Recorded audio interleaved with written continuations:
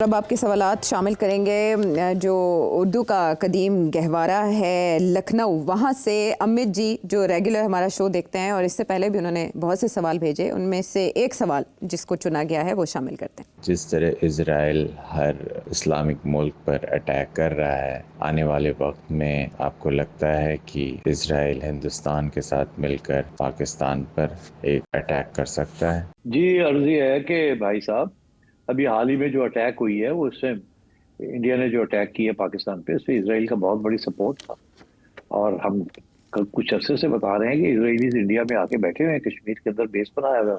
اب آئی بات کیوں کہ انڈیا وہ کہہ رہے ہیں نا کہ آپریشن سندور جو ہے وہ ابھی جاری ہے، وہ ختم نہیں ہوا، تو مطلب یہ ہے کہ انڈیا کہہ رہا ہے یا نریندر مودی صاحب کہہ رہے ہیں کہ اب پھر سے اٹیک کریں۔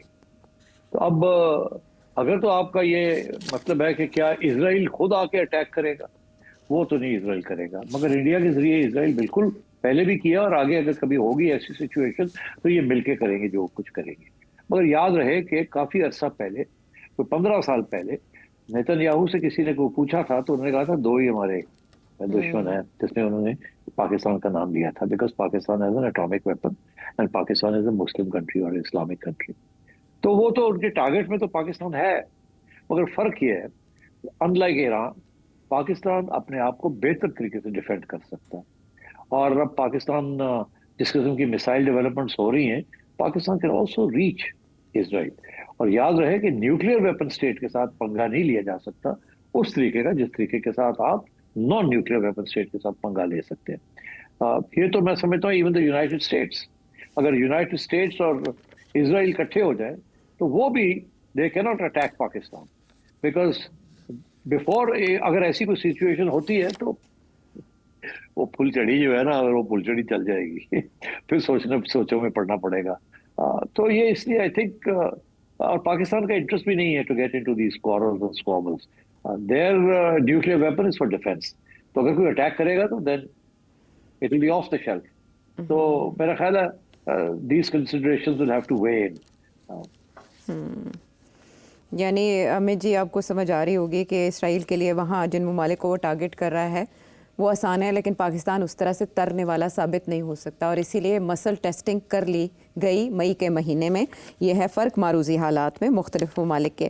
اس کے علاوہ سمیع امریکہ سے آپ نے ایک سوال بھیجا ویڈیو کے ذریعے، جمیل خان زادہ یارمن وقار پشاور سے، ثقلین جعفری آسٹریلیا سے، یاسر علی جدہ سے، آپ کے سوالات کا بہت شکریہ۔ اس اور ایک عرصے سے ہم کوشش کر رہے تھے کہ ہم جو سیلاب متاثرین کی امداد کے سلسلے میں حکومت کی کاوشیں ان کو پروگرام کا حصہ بنائیں، تو آج ہم اس پر بات کرنے جا رہے ہیں۔ Army chief field marshal Syed Asim Munir نے بھی وزٹ کیا ہے قصور سیکٹر، جلال پور، پیروالا، ملتان کے جو ریلیف کیمپس قائم تھے ان کا وزٹ کیا، اور وہاں پر انہوں نے ایک بہت اہم بات کی کہ ہر سال ریاست اس طرح کے نقصانات کی متحمل نہیں ہو سکتی۔ دوسری طرف احسن اقبال صاحب کا بھی ایک بیان میڈیا پہ چل رہا ہے کہ پاکستان اس طرح کے سیلاب کے بعد 30 سال پیچھے چل رہا ہے۔ جو ماہرین ہیں وہ اس سے اتفاق نہیں کرتے سیٹھی صاحب، لیکن جو نقصانات کا اندازہ ہے اس بار، وہ اس کے لیے باقاعدہ پاک فوج کی خدمات پنجاب حکومت نے حاصل کر لی ہیں، اتنا زیادہ تخمینہ ہے۔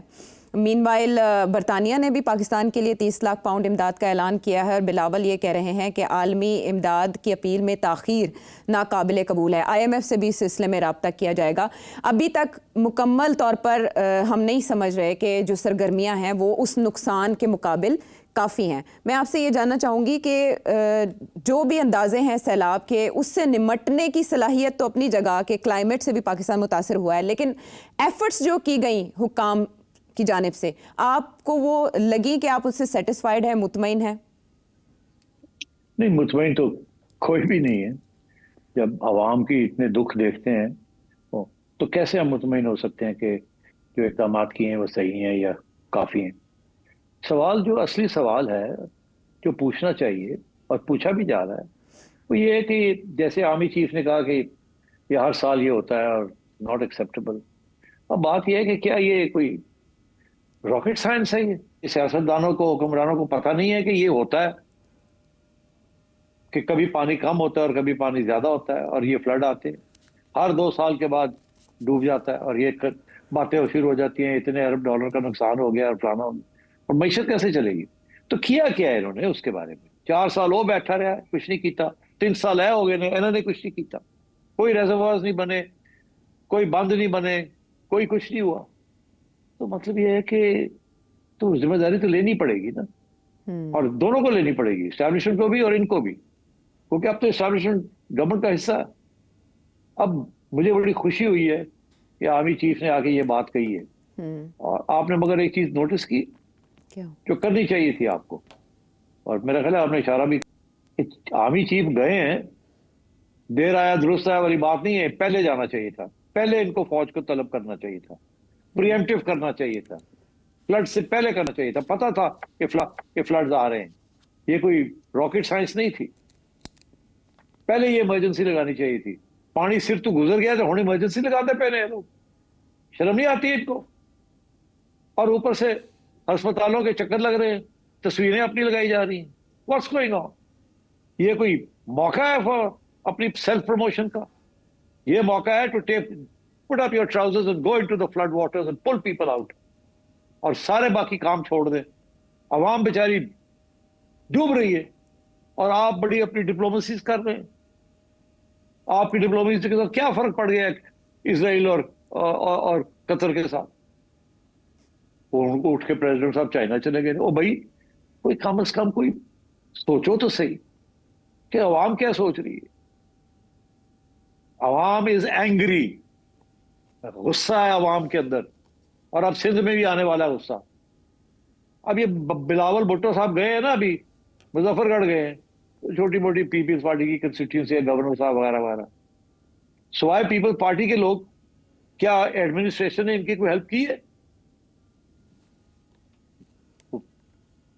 मतलब है कि चीफ मिनिस्टर जाती हैं तो सारी एडमिनिस्ट्रेशन आगे पीछे होती है। बिलावल जाता थे, एक आध बंदा नाल, दैट्स इट। ये क्या बात हुई? इसको पॉलिटिक्स भी खेलनी है इसके साथ आपने, दिस इज नॉट राइट। और ऊपर से मैं समझता हूं ये भी जो चीफ गए हैं ना, किसी को साथ नहीं लेके गए, सिर्फ ब्यूरोक्रेट को साथ ले गए, सीएस को साथ ले गए। ठीक किया, बिल्कुल ठीक किया। पूछेंगे लोग क्यों नहीं सीएम क्यों नहीं साथ लेके गए? मेरा ख्याल है वो भी अब समझते हैं कि अपनी लायबिलिटीज को कम ही रखना चाहिए। मैं आपको बता रहा हूं, आवाम में गुस्सा है, गुस्सा बढ़ रहा है, ये फट सकता है। मीडिया में गुस्सा है, ये बढ़ रहा है, ये फट सकता है। मैंने काफी अरसे से चुप रहा हूं, मैं देख रहा हूं ये हो क्या रहा है। तो इनको समझ आनी चाहिए सियासतदानों को कि ये this is no time for corruption, this is no time for जंकेट्स, this is no time to visit, this is time to be with the people. वो कहते हैं जी खुशियां गमों में शामिल होना चाहिए, तो कितने शामिल है? एक हेलीकॉप्टर से बह के चले गए थे, जाके उठे स्पीकर लेके तो गल करती है, दिस इज, आप उनके गम में शामिल हो रहे हैं। और ऊपर से ये जो खबरें आ रही हैं कि प्राइवेट सेक्टर वाले लोग, बड़े बड़े जमींदार जो है, जिनके पास किश्तियां वो पैसे भी चार्ज कर रहे हैं जी। लोगों, ये रोका जाए ना, ये पता किया जाए कौन है और एक्शन लिया जाए। क्यों नहीं? वो पता तो लगे कोई government is involved in sorting out this mess. तो इसलिए I am sorry, I am angry, but this is no way for a government to behave. यानी आप मुतमईन नहीं हैं? हालांकि वज़ीर आला पंजाब की तो बाकायदा हमें कैंपेन दिखाई देती है, जिस तरह से वो लोगों की मदद कर रही हैं, कैंप्स में जा रही हैं, बच्चों के साथ बात कर रही हैं और मुतासरीन को ये यकीन दिला रही हैं कि आपके नुकसान का अजाला किया जाएगा। हाँ वो ठीक है, मगर मैं आपसे कह रहा हूँ कि ये जो मीडिया की बैकलैश आ रही है ना कि हर चीज से तस्वीर लगाओ अपनी, इन्हीं की जरूरत है। दिस इज नो टाइम कि आप अपनी शोहरत करें, दूसरे डूब रहे हैं और आप अपनी शोहरत की बात करें। क्यों? Unnecessary, completely unnecessary.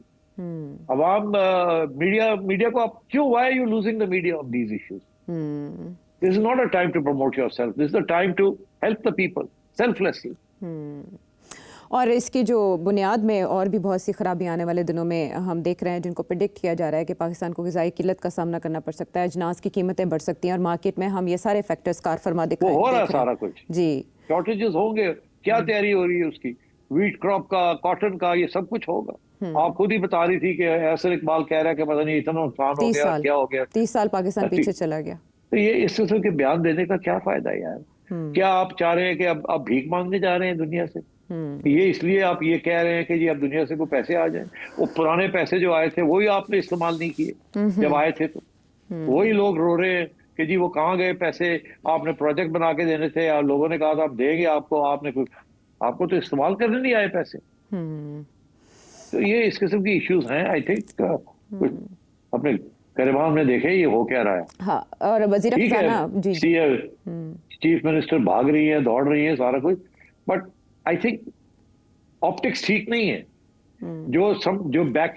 جو ملنا چاہیے نا, تعریف جو ہونی چاہیے وہ نہیں ہو رہی, وہ دوسری چیزوں کے لوگ پکڑ کے اس کی باتیں کر رہے ہیں.